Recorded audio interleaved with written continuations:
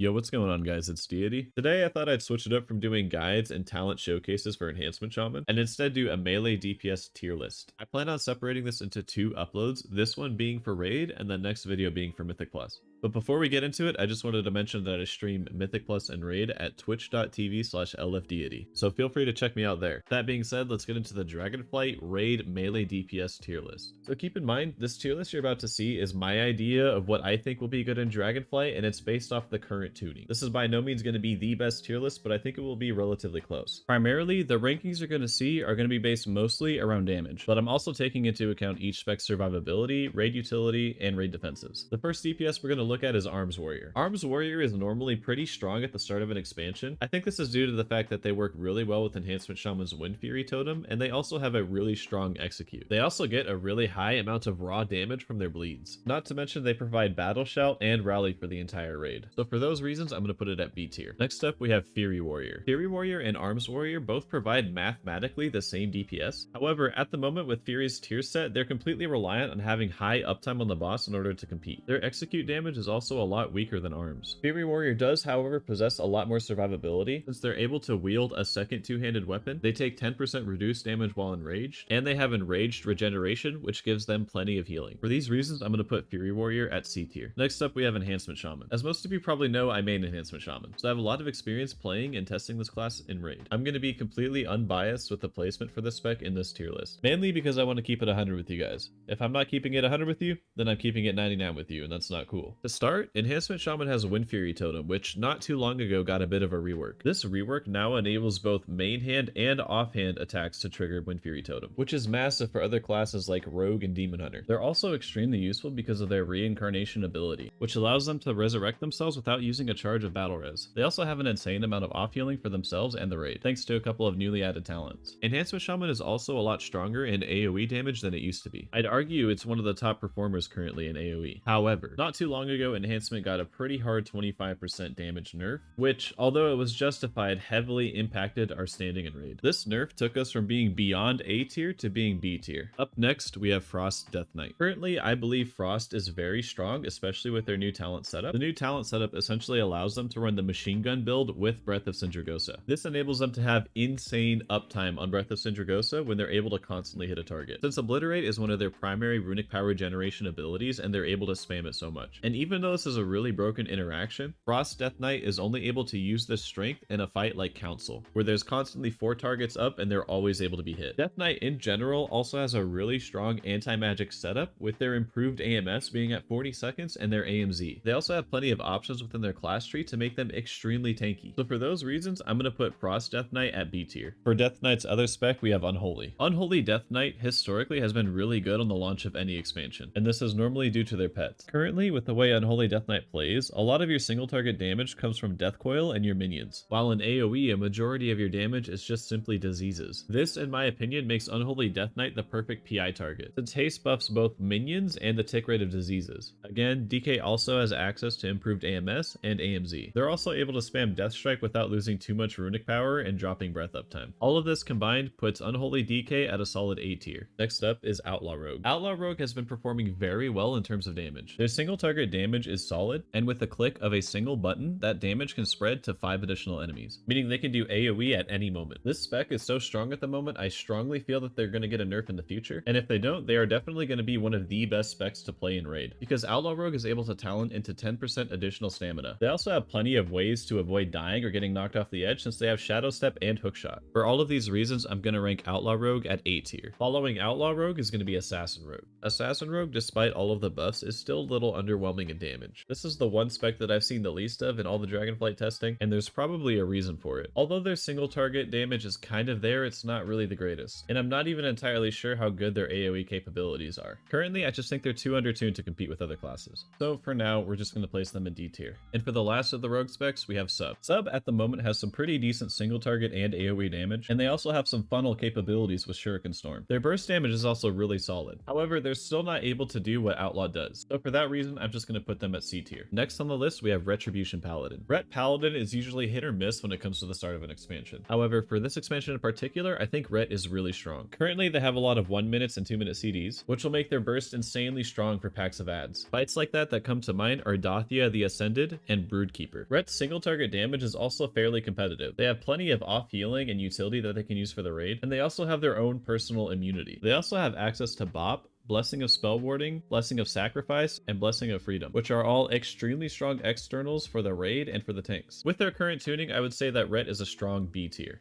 Up next, we have Windwalker Monk. Windwalker Monk has flown under the radar for raid for quite some time now, having only recently received their first set of nerfs. These nerfs, however, were fairly justified, having only their chi spenders nerfed. This nerf did impact their AoE quite a bit and did affect their single target as well. But despite these nerfs, I still think Windwalker competes very well with other DPS in raid. There's nothing super crazy unique about them, just that they do relatively good damage. And for that, I'm just going to put Windwalker in B tier. Up next is Havoc Demon Hunter. Since Havoc Demon Hunter has received some buffs, they've been doing really well DPS wise. Their damage is strong and consistent in both AoE and single target. Their attacks also apply a debuff to the enemy, which increases magic damage done from all sources. Their leech gives them an insane amount of survivability, and they're also able to talent into darkness, which is a really important defensive ability for the raid. These defensive strengths paired with the high damage output is going to put Demon Hunter at A tier. Continuing on, we have Feral Druid. Currently, Feral Druid is the strongest single target spec, and along with the talent system, also got some really good AoE buffs. But despite being so strong damage wise, they always fail to bring something unique to the raid. This has been an ongoing issue for a long time. Anything Feral can bring to a raid, another class can bring it better. And even though Blizzard's been doing a little bit of a better job trying to give them utilities such as Innervate, it's still not quite enough to warrant bringing them over a Boomy or even a Resto Druid. So for those reasons, unfortunately, I have to put Feral at C tier.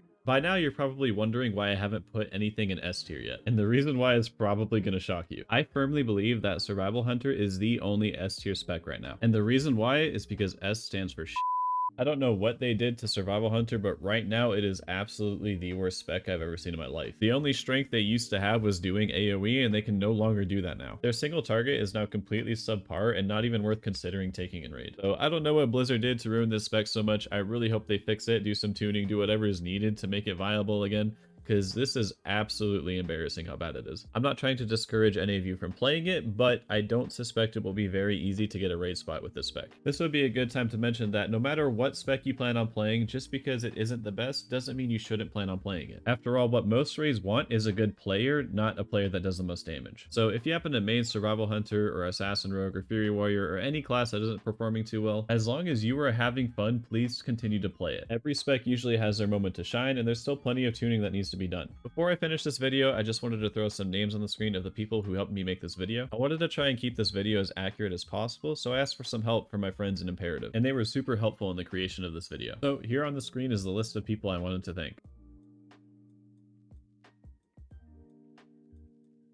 And with that, I want to thank you guys for stopping by and checking out the video. Feel free to leave a comment and let me know what you guys think. Don't forget to follow my Twitch at twitch.tv/lfdeity. I stream fairly often, so if you want to stop by and talk about something, feel free to do so. Lastly, I just wanted to point out to you guys that not too long ago, we hit 1,000 subscribers on this channel. And to me, that is absolutely insane that that happened in such a short period of time. So I really wanted to thank you guys so much for the support. You guys have been so kind in the comments, both in here and on Twitch, and it really means a lot to me. And with that being said, I'm going to conclude the video. If you guys like this video, please be sure to leave a like and sub. Or if you guys have any questions, please feel free to leave them down below. I'll catch you guys in the next one.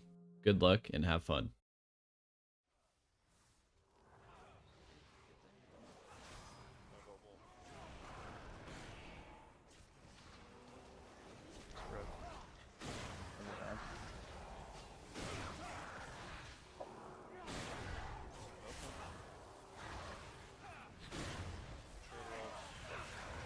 Try to get over by green. Go to the two in the back. Get the two that are closer.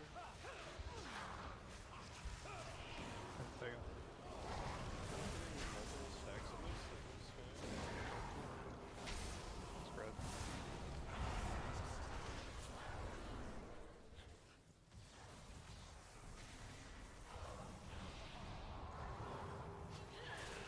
I got knocked to the fire. Can I get a grip on the edge? Post talking. The turret. We got it. We got the OT dragons. Blizzard.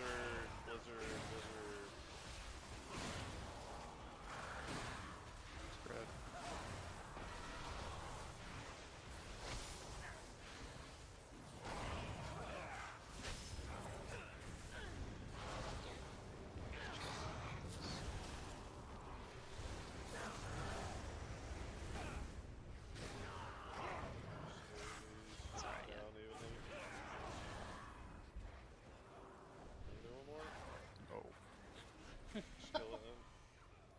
fight is so much more manageable. I mess with the tick rate again